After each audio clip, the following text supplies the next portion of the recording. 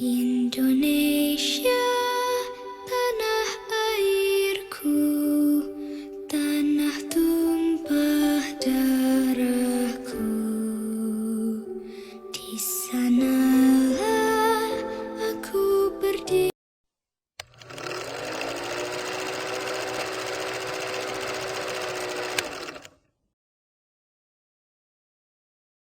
Assalamualaikum warahmatullahi wabarakatuh. Selamat malam dan salam sejahtera untuk semuanya. Bismillahirrahmanirrahim. Negara hukum menempatkan hukum sebagai rujukan utama untuk memastikan hadir rasa keadilan, memberikan kebermanfaatan, dan memberikan kepastian kepada semua. Ini harus dipegang teguh oleh pemegang kekuasaan, baik yang di puncak dan seluruh jajaran. Tapi apa yang terjadi? Banyak aturan ditekuk sesuai dengan kepentingan yang sedang memegang kekuasaan. Apakah ini akan diteruskan? Tidak. Ini harus diubah. Ini harus dikembalikan. Kemudian kita menyaksikan betapa pada hari-hari ini tatanan ketika kita menyelenggarakan pemerintahan sering tidak sesuai dengan prinsip-prinsip hukum yang kita pegang. Karena itulah kami melihat perubahan ini harus kita kembalikan. Negara ini adalah negara hukum, bukan negara kekuasaan. Dalam negara hukum, kekuasaan diatur oleh hukum. Dalam negara kekuasaan, hukum diatur oleh penguasa. Dan kita tidak menginginkan itu terjadi. Pada saat ini, kalau kita lihat hukum itu harusnya tegak begini. Inilah hukum.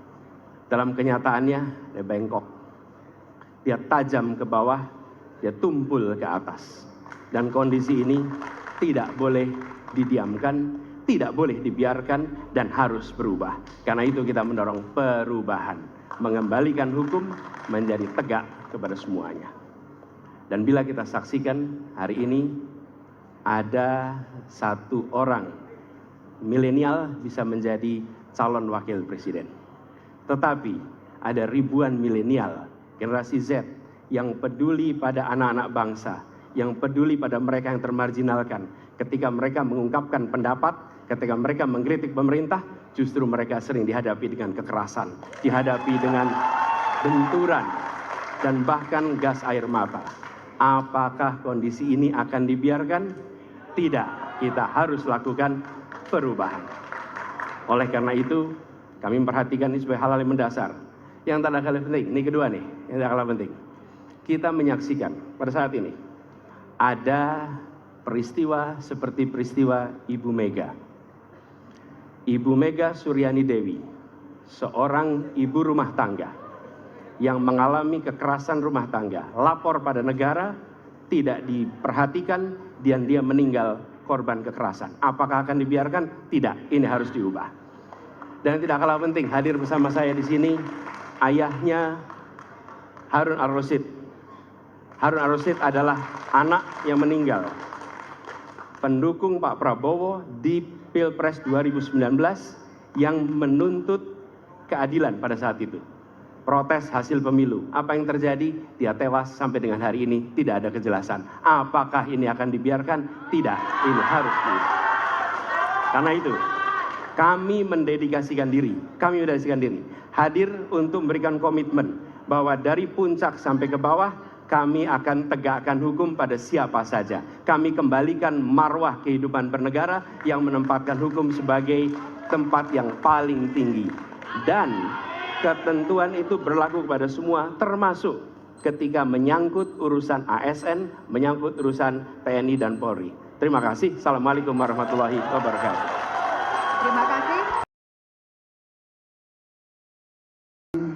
Shalom, Om Swastiastu, Namo Buddhaya, Salam Kebajikan.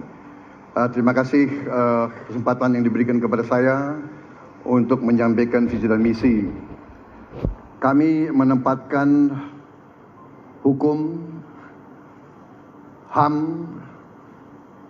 perbaikan pelayanan pemerintahan, pemberantasan korupsi, pelindungan terhadap semua kelompok di masyarakat sebagai sesuatu yang sangat penting Karena itu dalam visi misi kita hal-hal ini ditaruh di paling atas.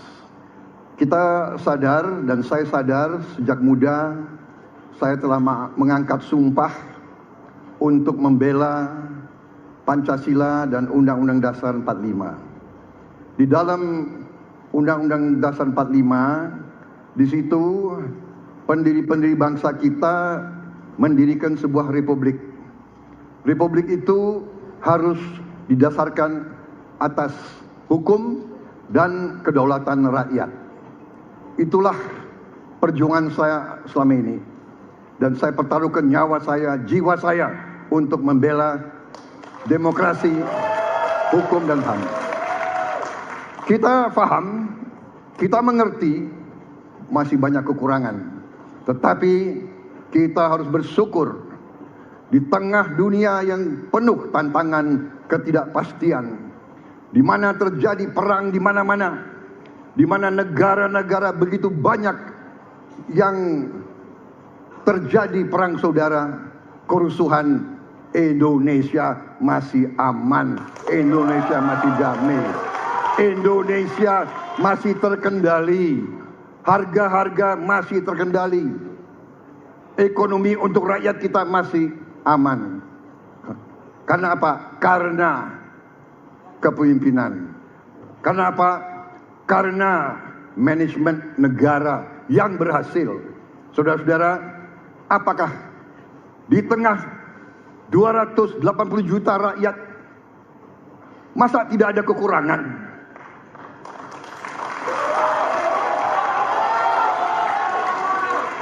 Tetapi kita harus arif, kita harus dewasa, dan kita tidak boleh munafik.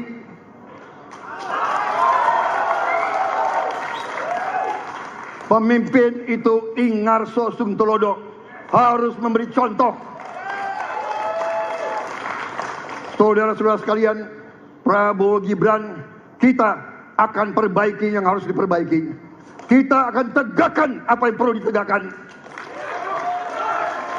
Dan kita bertekad memberantas korupsi sampai ke akar-akarnya. Memberantas korupsi sampai ke akar-akarnya. Saudara-saudara sekalian, saya kira demikian yang ingin saya sampaikan. Program kita baik, tujuan kita baik, keinginan kita baik. Mari kita berbuat kebaikan demi rakyat kita.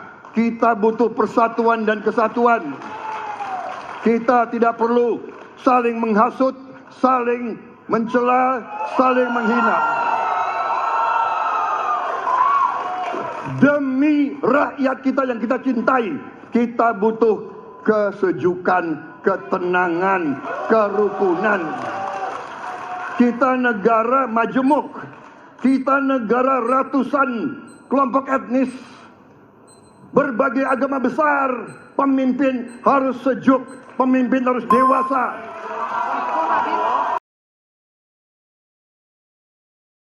Assalamualaikum warahmatullahi wabarakatuh. Selamat malam, salam sejahtera untuk kita semua. Om Swastiastu, Namo Buddhaya, Rahayu. Bapak Ibu yang sangat saya hormati, para hadirin pemirsa debat malam ini yang sangat saya muliakan.